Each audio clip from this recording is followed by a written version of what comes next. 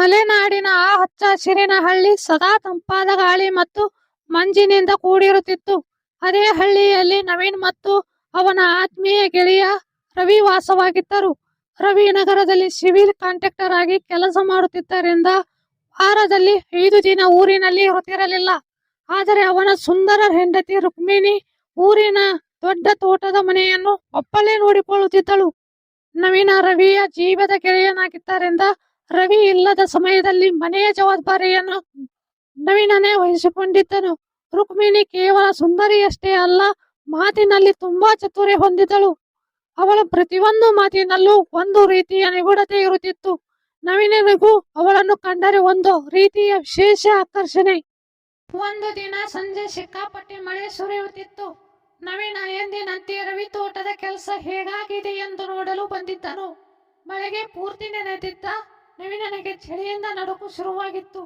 ಅದನ್ನು ನೋಡಿದ ರುಕ್ಮಿಣಿ ಮುಗುಳ್ನಗುತ್ತಾ ಒಳಗಡೆ ಕರೆದಳು. ಏನ್ ನವೀನನ್ನ, ಇಷ್ಟೊಂದು ಒದ್ದೆಯಾಗಿದ್ದೀರಾ? ಒಳಗಡೆ ಬನ್ನಿ, ಮೈಯೆಲ್ಲ ನೀರಾಗಿದೆ, ಬಟ್ಟೆ ಒಣಗಿಸಬೇಕು ಎಂದಳು ರುಕ್ಮಿಣಿ. ಇಲ್ಲ ರುಕ್ಮಿಣಿ, ರವಿ ಇಲ್ಲದಾಗ ನಾನು ಹೀಗೆ ಬರುವುದು ಸರಿಯಲ್ಲ ಅಂದುಕೊಂಡೆ. ಆದರೆ ಮಳೆ ಜಾಸ್ತಿ ಇದೆ ಎನ್ನುತ್ತಾ ನವೀನ್ ಒಳಗೆ ಬಂದನು. ರುಕ್ಮಿಣಿ ಅವನಿಗೆ ಒರೆಸಿಕೊಳ್ಳಲು ಒಂದು ಒಣಗಿದ ಟವಲ್ ಕೊಟ್ಟಳು. ನವೀನ್ ತಲೆ ಒರೆಸಿಕೊಳ್ಳುತ್ತಿರುವಾಗ ಅವಳು ಅಡುಗೆ ಮನೆಯಿಂದ ಬಿಸಿ ಬಿಸಿ ಹಾಲಿನ ಪಾತ್ರೆಯನ್ನು ಹಿಡಿದು ಬಂದಳು. ನವೀನ್, ನಿಮಗಾಗಿ ತುಂಬಾ ಬಿಸಿ ಕಾಯಿಸಿದ್ದೇನೆ. ಇಷ್ಟೊಂದು ಬಿಸಿ ಬೀರಬೇಕಾದರೆ ಕುಡಿದರೇನೆ ಅದರ ಮಜಾ ಸಿಗೋದು. ಆರಿದರೆ ಆಮೇಲೆ ಅದರಲ್ಲಿ ಏನೂ ಇರಲ್ಲ ಎಂದಳು ರುಕ್ಮಿಣಿ. ಅವಳ ಬೆರಳುಗಳು ನವೀನನ ಕೈಗೆ ತಗುಲಿದಾಗ ಇಬ್ಬರಲ್ಲೂ ಒಂದು ರೀತಿಯ ಕರೆಂಟ್ ಪಾಸ್ ಆದಂತಾಯಿತು. ಹಾಲು ನಿಜಕ್ಕೂ ತುಂಬಾ ಗಟ್ಟಿಯಾಗಿದೆ ರುಕ್ಮಿಣಿ. ಇಷ್ಟು ಚೆನ್ನಾಗಿ ನೀನು ಹಾಲನ್ನು ಹದ ಮಾಡ್ತೀಯ ಅಂತ ಗೊತ್ತಿರಲಿಲ್ಲ ಎಂದ ನವೀನ್ ಹಾಲಿನ ಲೋಟವನ್ನು ಆಸ್ವಾದಿಸುತ್ತಾ.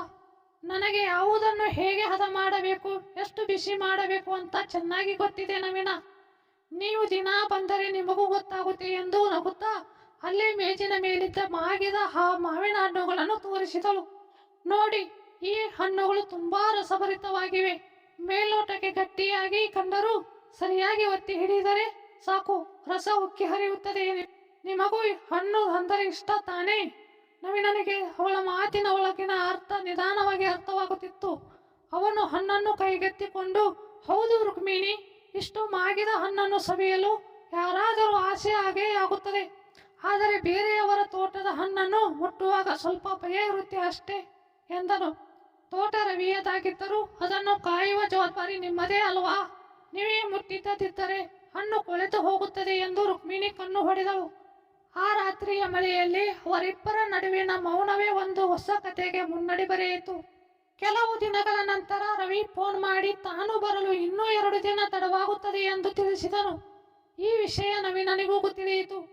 ಅಂದು ಮಧ್ಯಾಹ್ನ ನವೀನ ತೋಟದ ಬದಿಗೆ ಹೋದಾಗ ರುಕ್ಮಿಣಿ ಮನೆಯ ಹಿಂಬಾಗಿಲಿನಲ್ಲಿ ಏನೋ ಕಷ್ಟಪಡುತ್ತಿರುವುದು ಕಂಡಿತು. ಏನಾಯ್ತು ರುಕ್ಮಿಣಿ, ಅಲ್ಲಿ ಏನು ಮಾಡ್ತಿದೀಯಾ ಎಂದು ನವೀನ ಹತ್ತಿರ ಹೋದನು. ನೋಡಿ ನವೀನ್, ಈ ಹಳೆಯ ಬಾಗಿಲಿನ ತೂತಿಗೆ ಈ ಬೀಗದ ಕೈ ಸರಿಯಾಗಿ ಕೂರುತ್ತಲೇ ಇಲ್ಲ. ತುಂಬಾ ಜಾಮ್ ಆಗಿದೆ. ಎಷ್ಟು ಜೋರಾಗಿ ತಳ್ಳಿದರೂ ಒಳಗಡೆ ಹೋಗ್ತಾ ಇಲ್ಲ. ನೀವೇ ಬಂದು ಸ್ವಲ್ಪ ನೋಡಿ ಎಂದಳು ರುಕ್ಮಿಣಿ. ನವೀನ್ ಅವಳ ಹತ್ತಿರ ಬಂದು ನಿಂತನು. ಅವಳ ಮೈಯಿಂದ ಬರುತ್ತಿದ್ದ ಮಲ್ಲಿಗೆ ಹೂವಿನ ವಾಸನೆ ಅವನನ್ನು ಮತ್ತಷ್ಟು ಸೆಳೆಯುತ್ತಿತ್ತು. ಅವನು ಬೀಗದ ಕೈಯನ್ನು ಹಿಡಿದು ಬಾಗಿಲಿನ ತೂತನ್ನು ಪರೀಕ್ಷಿಸಿದನು. ರುಕ್ಮಿಣಿ, ತುಂಬಾ ದಿನದಿಂದ ಇದಕ್ಕೆ ಎಣ್ಣೆ ಹಾಕಿಲ್ಲ ಅನ್ಸುತ್ತೆ. ಅದಕ್ಕೆ ಇದು ತುಂಬಾ ಡ್ರೈ ಆಗಿದೆ. ಹೀಗೆ ಒಣಗಿರುವಾಗ ಜೋರಾಗಿ ತಳ್ಳಿದರೆ ಕೀಲೆ ಮುರಿದು ಹೋಗುತ್ತದೆ.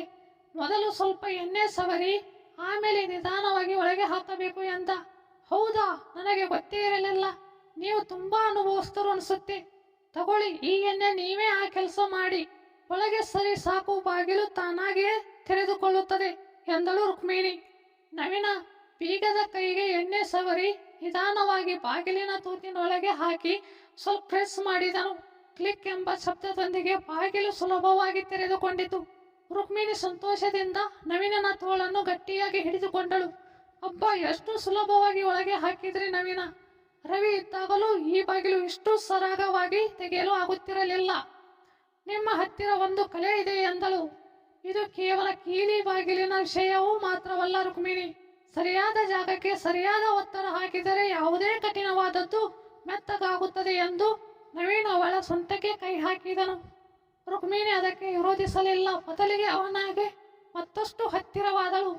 ಮರುದಿನ ಊರಿನಲ್ಲಿ ಕರೆಂಟ್ ಇರಲಿಲ್ಲ.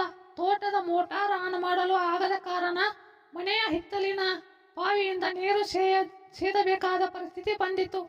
ರುಕ್ಮಿಣಿ ಬಾವಿಯ ಹತ್ತಿರ ನಿಂತು ನೀರು ಸೇದಲು ಒತ್ತಾಡುತ್ತಿದ್ದಳು. ನವೀನ್ ಅಲ್ಲಿಗೆ ಬಂದನು. ರುಕ್ಮಿಣಿ, ನೀನು ಯಾಕೆ ಇಷ್ಟೊಂದು ಕಷ್ಟಪಡ್ತೀಯ? ನೀರು ತುಂಬಾ ಆಳದಲ್ಲಿದೆ. ನಿನಗೆ ಅಷ್ಟೊಂದು ಆಳಕ್ಕೆ ಇಳಿದು ನೀರು ಮೇಲೆತ್ತಲು ಶಕ್ತಿ ಇಲ್ಲ ಎಂದ ನವೀನ್. ಏನು ಮಾಡುವುದು ನವೀನ್, ಒಳಗೆ ತುಂಬಾ ದಾಹ ಇದೆ. ನೀರು ಬೇಕೇ ಬೇಕು. ರವಿ ಇದ್ದರೆ ಅವರೇ ಎಲ್ಲವನ್ನು ನೋಡ್ಕೋತಿದ್ರು. ಈಗ ನೀವೇ ಬಕೆಟ್ ಹಿಡಿದು ಆಳಕ್ಕೆ ಇಳಿಸಬೇಕು ಎಂದಳು ರುಕ್ಮಿಣಿ. ನವೀನ್ ಹಗ್ಗವನ್ನು ಹಿಡಿದು ಬಕೆಟ್ ಅನ್ನು ಬಾವಿಯ ಆಳಕ್ಕೆ ಬಿಟ್ಟನು.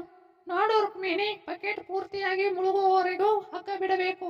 ಅರ್ಧದಲ್ಲಿ ಎಳೆದರೆ ಬಕೆಟ್ ಖಾಲಿ ಇರುತ್ತದೆ. ಒಮ್ಮೆ ಪೂರ್ತಿ ಮುಳುಗಿದ ಮೇಲೆ ಎಳೆಯುವಾಗ ಸಿಗುವ ಮಜಾವೇ ಬೇರೆ ಎಂದನು ನವೀನ್. ನಿಮ್ಮ ವೇಗ ನನಗೆ ತುಂಬಾ ಇಷ್ಟವಾಯಿತು ನವೀನ್. ಹಗ್ಗ ಎಳೆಯುವಾಗ ನಿಮ್ಮ ಕೈಗಳ ಮಸಲ್ಸ್ ನೋಡಿ ನನಗೆ ಏನೋ ಆಗುತ್ತಿದೆ. ನೀರು ತುಂಬಾ ತಂಪಾಗಿದೆ, ಆದರೆ ನನ್ನ ಮೈ ಬಿಸಿಯಾಗುತ್ತಿದೆ ಎಂದಳು ರುಕ್ಮಿಣಿ. ನವೀನ್ ನೀರು ತುಂಬಿದ ಬಕೆಟ್ ಅನ್ನು ಮೇಲೆ ತಂದು ಅವಳ ಮುಂದೆ ಇಟ್ಟನು. ನೀರಿನ ಹನಿಗಳು ಅವಳ ಮುಖದ ಮೇಲೆ ಸಿಡಿದವು. ಈಗ ನಿನ್ನ ದಾಹ ತೀರಿತೆ ಎಂದು ಕೇಳಿದ ನವೀನ್. ಇಲ್ಲ ನವೀನ್, ಈ ನೀರಿನಿಂದ ಮೇಲ್ನೋಟದ ದಾಹ ತೀರಿರಬಹುದು, ಆದರೆ ಒಳಗಿನ ತಳಮಳ ತೀರಬೇಕಾದರೆ ಇನ್ನೂ ತುಂಬಾ ನೀರು ಸೇದಬೇಕು. ಇವತ್ತು ರಾತ್ರಿ ರವಿ ಬರಲ್ಲ. ನೀವೇ ಬಂದು ನನ್ನ ತೋಟಕ್ಕೆ ನೀರು ಹಾಯಿಸಬೇಕು ಎಂದು ರುಕ್ಮಿಣಿ ರಹಸ್ಯವಾಗಿ ನುಡಿದಳು. ಅಂದು ರಾತ್ರಿ ಇಡೀ ಹಳ್ಳಿಯೇ ಕತ್ತಲಲ್ಲಿ ಮುಳುಗಿತು. ಗುಡುಗು ಸಹಿತ ಮಳೆ ಮತ್ತೆ ಶುರುವಾಗಿತ್ತು. ನವೀನನಿಗೆ ಮನಸ್ಸಿನಲ್ಲಿ ಏನೋ ಒಂದು ರೀತಿಯ ತಳಮಳ. ಅವನು ಟಾರ್ಚ್ ಹಿಡಿದುಕೊಂಡು ರುಕ್ಮಿಣಿಯ ಮನೆಯ ಕಡೆ ನಡೆದನು. ಮನೆಯಲ್ಲಿ ಯಾವುದೇ ಬೆಳಕಿರಲಿಲ್ಲ. ಅವನು ನಿಧಾನವಾಗಿ ಮುಂಬಾಗಿಲನ್ನು ತಟ್ಟಿದನು. ಬಾಗಿಲು ಲಾಕ್ ಆಗಿರಲಿಲ್ಲ, ತಾನಾಗಿಯೇ ತೆರೆದುಕೊಂಡಿತು. ಒಳಗೆ ಹೋಗುತ್ತಿದ್ದಂತೆ ಆ ಕತ್ತಲಲ್ಲಿ ಯಾರೋ ಅವನನ್ನು ಹಿಂದಿನಿಂದ ಗಟ್ಟಿಯಾಗಿ ಅಪ್ಪಿಕೊಂಡರು. ಅದು ರುಕ್ಮಿಣಿ ಎಂದು ನವೀನನಿಗೆ ತಿಳಿಯಲು ತಡವಾಗಲಿಲ್ಲ. ಅವಳ ಶರೀರದ ಬಿಸಿ ಅವನಿಗೆ ತಾಗುತ್ತಿತ್ತು. ಯಾರು, ರುಕ್ಮಿಣಿನಾ ಎಂದ ನವೀನ್. ಕತ್ತಲಲ್ಲಿ ಹೆಸರಿನಲ್ಲಿ ಏನಿದೆ ನವೀನ್? ಕಣ್ಣಿಗೆ ಕಾಣಿಸದಿದ್ದರೂ ಸ್ಪರ್ಶಕ್ಕೆ ಎಲ್ಲವೂ ತಿಳಿಯುತ್ತದೆ. ನನಗೆ ಕತ್ತಲೆ ಕಂಡರೆ ತುಂಬಾ ಹೆದರಿಕೆ, ಅದಕ್ಕೆ ನಿಮ್ಮನ್ನು ಕಾಯುತ್ತಿದ್ದೆ ಎಂದಳು. ನವೀನ್ ಮೇಜಿನ ಮೇಲಿದ್ದ ಮೇಣದ ಬತ್ತಿಯನ್ನು ಹಚ್ಚಿದನು. ಸಣ್ಣ ಬೆಳಕಿನಲ್ಲಿ ರುಕ್ಮಿಣಿಯ ಸೌಂದರ್ಯ ಮತ್ತಷ್ಟು ರಾಜಾಯಿಸುತ್ತಿತ್ತು. ರುಕ್ಮಿಣಿ, ಈ ಮೇಣದ ಬತ್ತಿ ಕರಗುವ ಮುನ್ನ ನಾವು ಈ ಕತ್ತಲನ್ನು ದೂರ ಮಾಡಬೇಕು ಎಂದ ನವೀನ್. ಮೇಣದ ಬತ್ತಿ ಕರಗಲಿ ನವೀನ್, ಅದರಂತೆ ನಮ್ಮ ನಡುವಿನ ಅಂತರವೂ ಕರಗಬೇಕು. ಈ ರಾತ್ರಿ ನಮ್ಮನ್ನು ಕೇಳುವವರು ಯಾರೂ ಇಲ್ಲ. ನೀವು ಎಷ್ಟು ಬೇಕಾದರೂ ಆಳವಾಗಿ ಈ ಕಥೆಯನ್ನು ಮುಂದುವರಿಸಬಹುದು ಎಂದಳು ರುಕ್ಮಿಣಿ. ಕತ್ತಲಿನಲ್ಲಿ ಅವರಿಬ್ಬರ ಉಸಿರಾಟದ ಶಬ್ದ ಮಾತ್ರ ಕೇಳಿಸುತ್ತಿತ್ತು. ರವಿ ಇಲ್ಲದ ಆ ರಾತ್ರಿ ನವೀನ್ ಮತ್ತು ರುಕ್ಮಿಣಿಯ ನಡುವಿನ ರಹಸ್ಯ ಸಂಬಂಧ ಇನ್ನಷ್ಟು ಗಟ್ಟಿಯಾಯಿತು. ಯಾರಿಗೂ ತಿಳಿಯದಂತೆ ಹಳ್ಳಿಯ ಆ ದೊಡ್ಡ ಮನೆಯಲ್ಲಿ ಅವನು ಮತ್ತು ಅವಳು ಸೇರಿ ಆ ಕೆಲಸ ಮಾಡಿದರು. ಆದರೆ ಅವರ ನಡುವಿನ ಈ ಡಬಲ್ ಮೀನಿಂಗ್ ಆಟ ಮಾತ್ರ ಸದಾ ಮುಂದುವರಿಯುತ್ತಲೇ ಇತ್ತು. ಈ ವಿಡಿಯೋ ಇಷ್ಟವಾದರೆ ಲೈಕ್ ಮಾಡಿ, ಶೇರ್ ಮಾಡಿ, ಕಮೆಂಟ್ ಮಾಡಿ. ನನ್ನ ಚಾನಲ್ಗೆ ಸಬ್ಸ್ಕ್ರೈಬ್ ಮಾಡಿಕೊಂಡು ಬೆಲ್ ಐಕಾನ್ ಕ್ಲಿಕ್ ಮಾಡಿ. ಧನ್ಯವಾದಗಳು.